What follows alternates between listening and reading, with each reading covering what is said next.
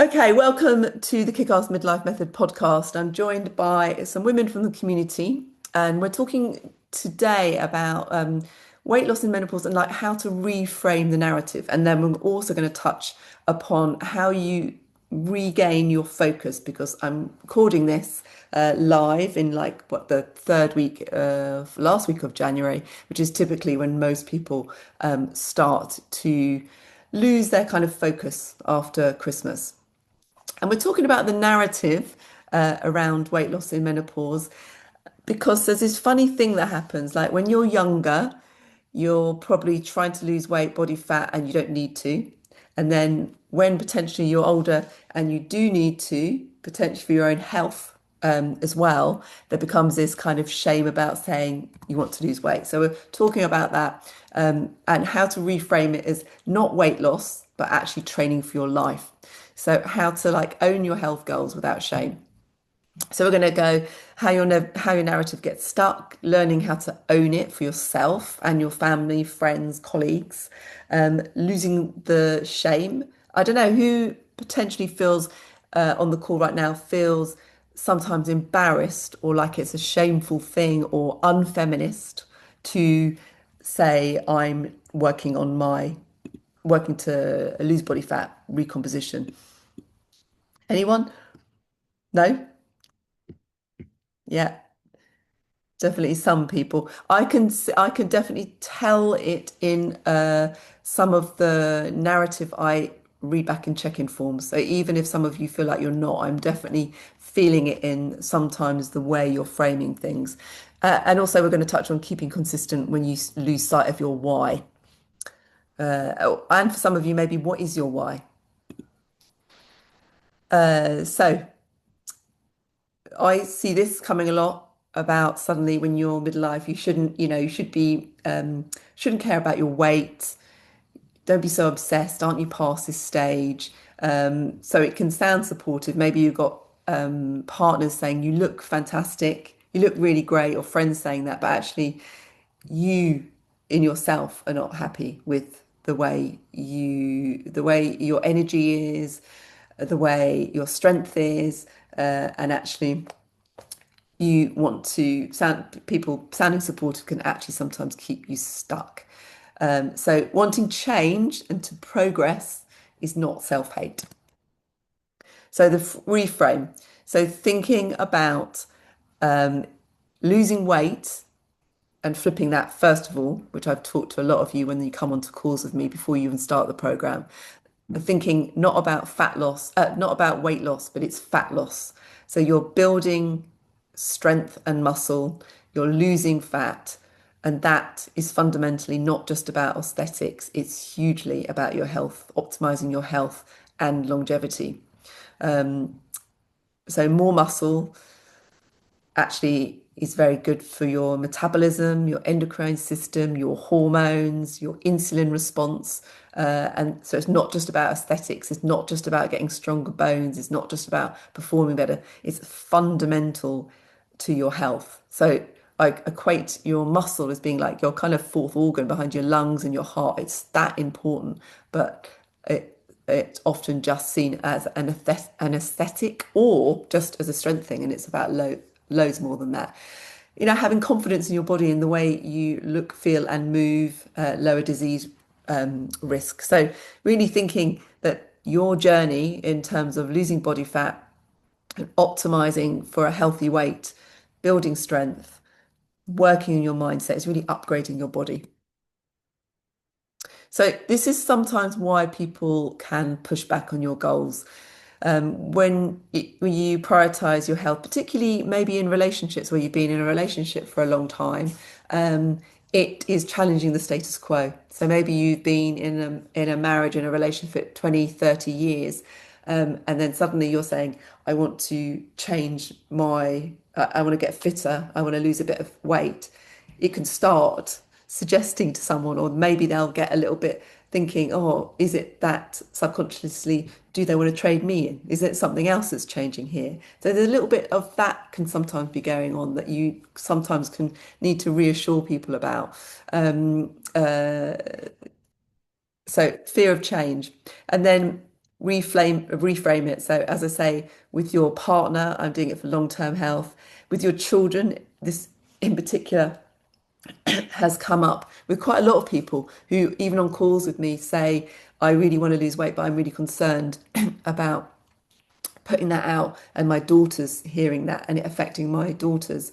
And it's really to remember that actually when you're training, you're training to be strong and healthy, and to enable you to be adventurous for life, not just now. I don't really take anyone in this program who has any risk of doing this because they're too skinny and are wanting from a body dysmorphia point of view. So everyone on this call, you're kind of on it because actually what you're doing is taking control of your health.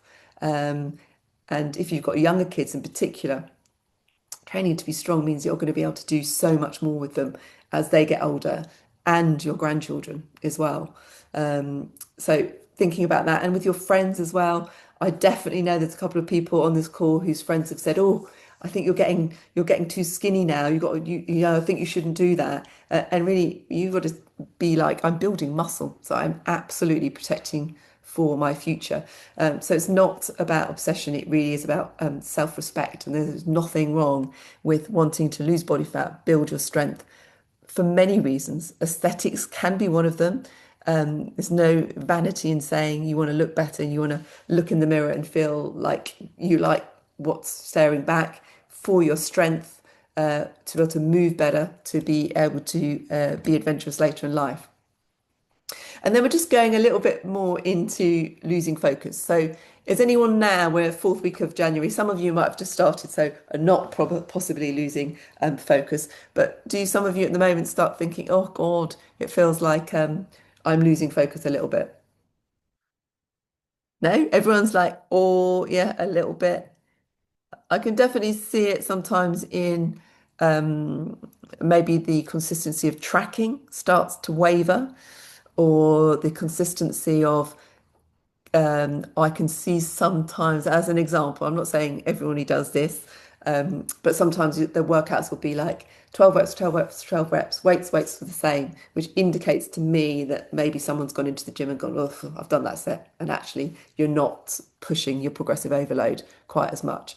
So it's also really important to recognize that it is totally normal to have little dips of focus, whether because something's going on in your life, work's busier, you have lost a little bit of focus, and to recognize that it's no big deal. It's only a big deal if you take that on board and think, yeah, I've slid back down, I failed again, I'll stop because I'm useless.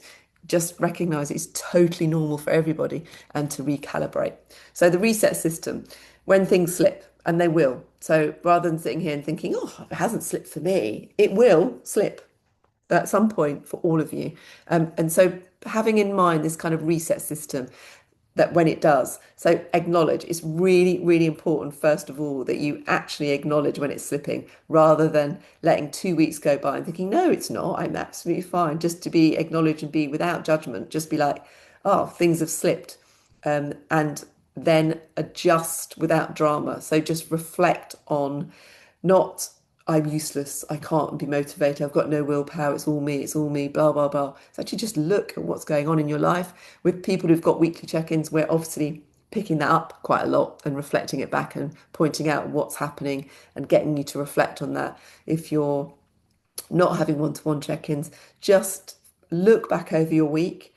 If you've slipped, just think, why have I slipped? If it's a work thing, just think, well, how can I make sure that next time, with a work thing, with a family thing, aging parents is another massive one. What is it that I can keep as my kind of baseline when those things happen? Because the consistency of mindset is really important. And then just move forward, more self-awareness. Think of it as progression, because actually, if you've acknowledged it, reflected, thought of a structure to prevent it again, then that's progress. It's actually not starting again, and it's not actually not a failure.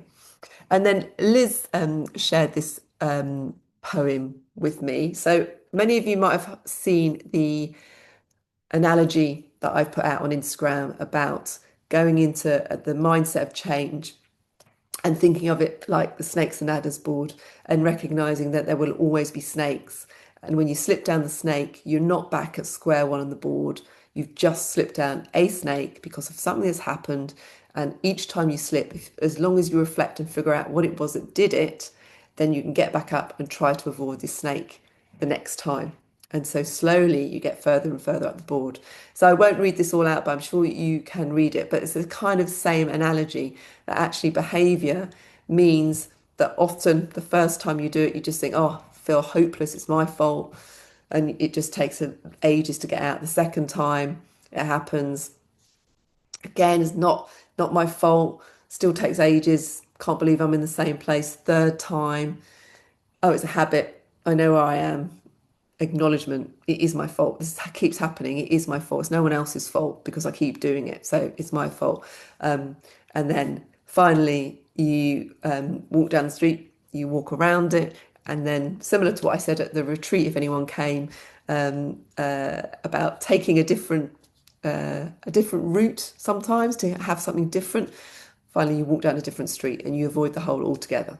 So that is the process of change. And if you keep beating yourself up because you fall down the hole, you'll never change because that is the reality of change. So your inner voice check. So I want you to grab your phone or your notes or write down, what do you say to yourself when you miss workouts or your scale goes up or you overeat or maybe eat something that's not quite so nourishing as it should be, you're tired or you feel behind and overwhelmed. So just be honest and write down what you say to yourself or what you think to yourself when that happens. Because there will always be something that you say to yourself or unconsciously think about yourself when you do that. And then think about recalibrating, rewriting your narrative around that. So rather than I've failed again, I'm just recalibrating, going back to what we were saying about before. I don't think any of you think you're obsessed, but if you're thinking, oh God, I'm a bit worried that I'm overly focused on this, people keep saying it, it's actually just commitment. You're committed to it. I'm useless. I'm learning. What's the point? It actually matters. So, language shapes your identity, identity shapes your behavior. And then lock in your why. So, we talked for many of you, if you've had a one-to-one call before you came onto the program, we really delved into your absolute why. Why are you doing it? Initially, it can be, it might be that you've come on to lose body fat, but beyond that, why do you want to lose body fat? What is it that is going to give you? So I'm using a few examples here of people on the call, like feeling strong. Be specific about it. Why do you want to be strong? To take on a Munro in Scotland. Traveling easily, be specific. You can travel easily to London. Can you travel easily in Africa? Can you get in and out of a bush taxi? Or if that's what you want to do, can you climb up Angkor Wat on the tiny little temple steps if that's what you want to do? Staying independent, what does staying independent actually mean? Be really specific. Enjoying your body, for me, a really big thing is that in 10 years' time, I want to be able to still ski down Valley Blanche in Chamonix off piste with my nephew and not be full of aches and pains and not be terrified that I'm just going to fall over and break something and protecting your health. So, yeah, write that down. Is anyone struggling with that? Struggling with writing down their, I'm doing this so that in 5 years or 10 years? Anyone struggling or has everyone got something? Yes, just help me out. Yes or no in the chat. So not just speaking to myself. Yes. Okay. No one's struggling. Everyone's got one. Cool. Okay. So your new story, you're not on another diet. Hope you all know that anyway. You're not chasing a number. You're not being difficult. You're not being vain. You're building muscle. You're managing your health.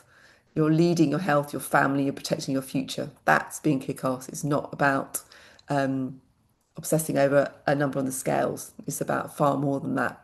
and you don't need permission to take your health seriously or apologize for wanting to progress and get stronger.